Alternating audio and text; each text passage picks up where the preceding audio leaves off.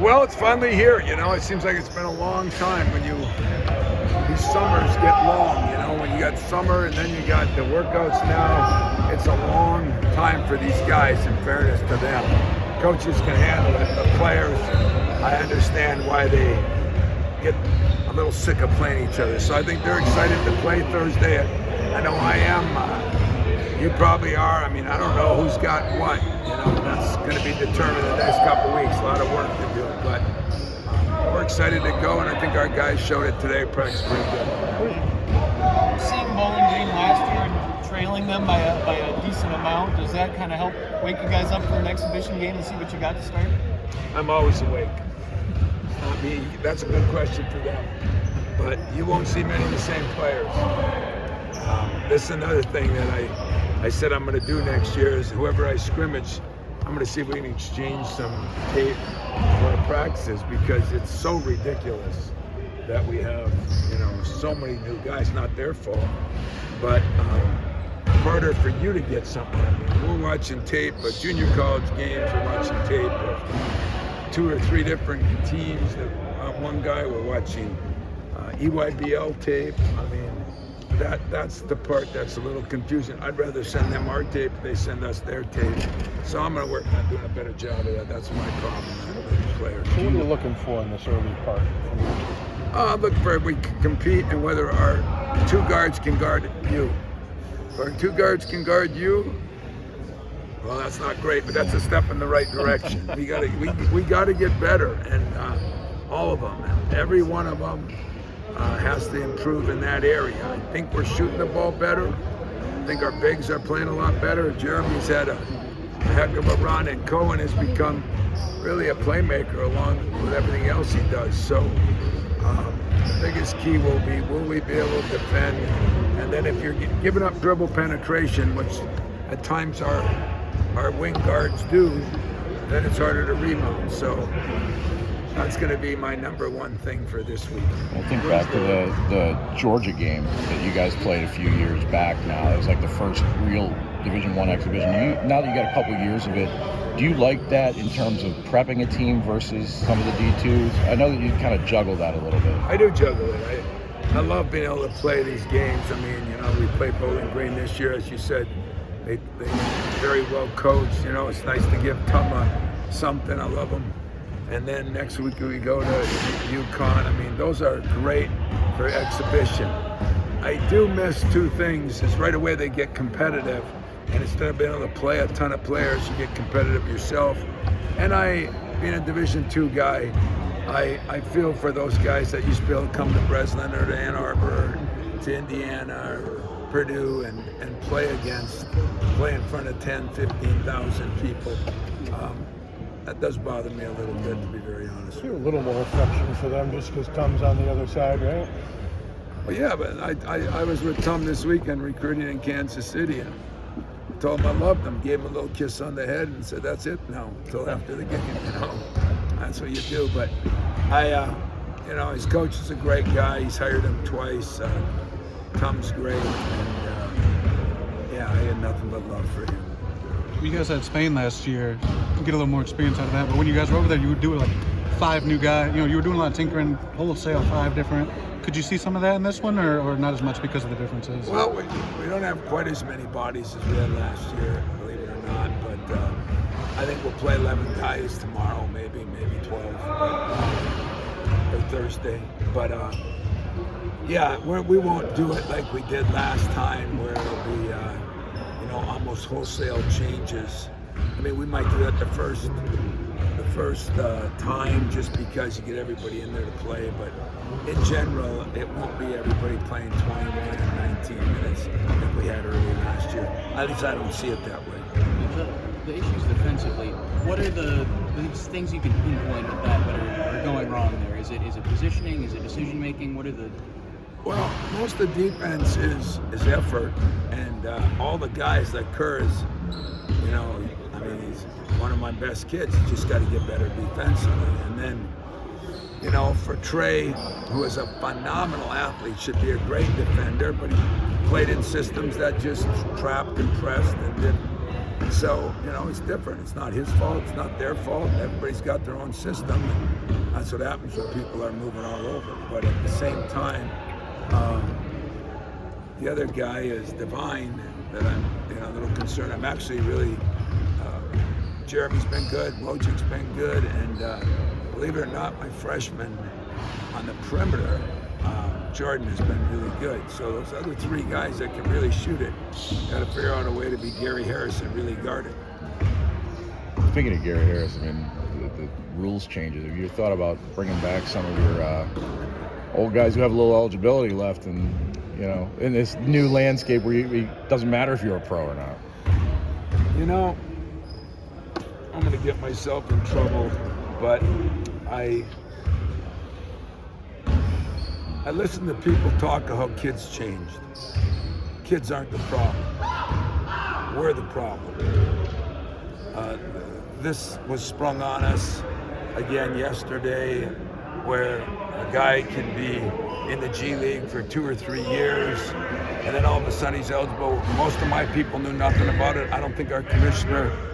I am not real excited about the NCAA or whoever's making these decisions without talking to us, just letting it go because they're afraid they're going to get sued. So you're right. I said, this really bothers your coach if you're Michigan State fans, but if you want a silver lining in a cloud, I am going to call Magic tonight. I'm going to call Jaren Jackson, Miles, Gary, Max. This just goes to show you how ridiculous people that are in power make decisions. And I'm gonna get killed because someone's gonna say, well, if they go pro, it doesn't work out, shouldn't they be able to come back? Well, what about the freshman you recruited there? That's somebody's son.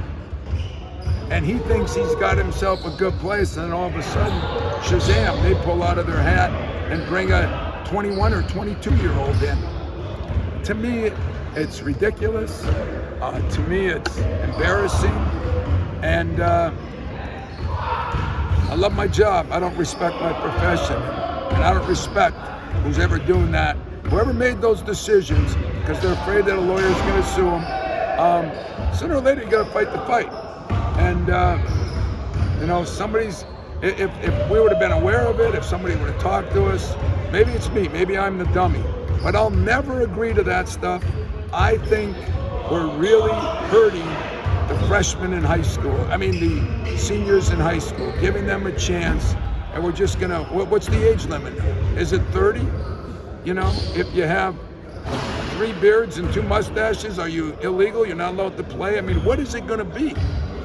And so, you hit a sore spot for me because the transfer portal is enough. We have no rules. And now we just taken no rules and added some more no rules. And if everybody likes that, that's good. And I feel bad if a kid came out early. Maybe we shouldn't come out early. Maybe we should do a better job of helping kids make decisions, said decisions they make, and then, oh boy, I made a bad decision, so I'll go back. But the unintended consequences are the kids that are there will now get screwed and not have an opportunity. And then they'll be transferring, and then we'll have this circle. So I do not know everything about it. I cannot believe that this was sprung on us yesterday. And if it was done earlier and I didn't know about it, shame on me. But my compliance officer didn't know. There are people in this league didn't know. The NCAA's got to regroup. They got to regroup. That's my opinion. Only my opinion. So don't be mad at anybody else, be mad at us.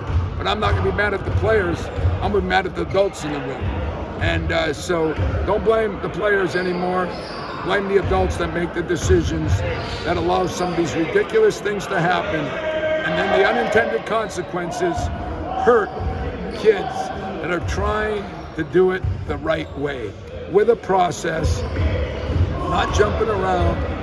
And that's my 2 cents, so put that wherever you want it. Next question. You glad not to see Marcus Johnson again this year? Huh? You said new players, but you glad not to see Marcus Johnson again this year? The big fella? Yeah, he's at like K-State, I think. I just looked that up. Man, that kid was unique, wasn't he? Just change the topic more than anything. I like it. I'll tell you what, he hit some shots in that game. He made some plays in that game. I mean, we didn't play great, but give them credit. They played great. And he played out of his mind. I mean, he's hitting threes. He's hitting spin shots. Freddie, you got a chance, man. A little body like yours, and he was kicking our butt. So good for him. You mentioned Football question, but just generally in college sports, with the realignment and the new conference moving around and stuff, I mean, you guys experienced it last year, but the way rivalries feel, they're just as intense ever. Is that right, or is that changed? I said it my whole life here. Got killed for it sometimes, got agreed with other times.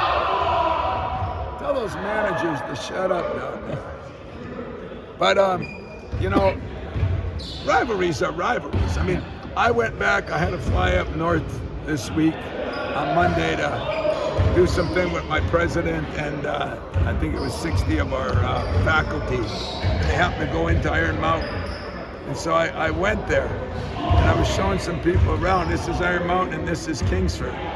This is the Hatfields and this is the McCoys.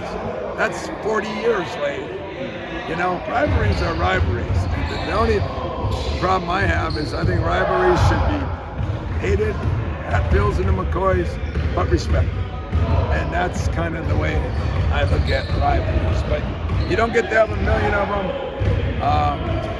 The one good thing the administrators did was at least try to keep the rivalries that are the rivalries. And but it's difficult with all the teams that there are in these leagues now.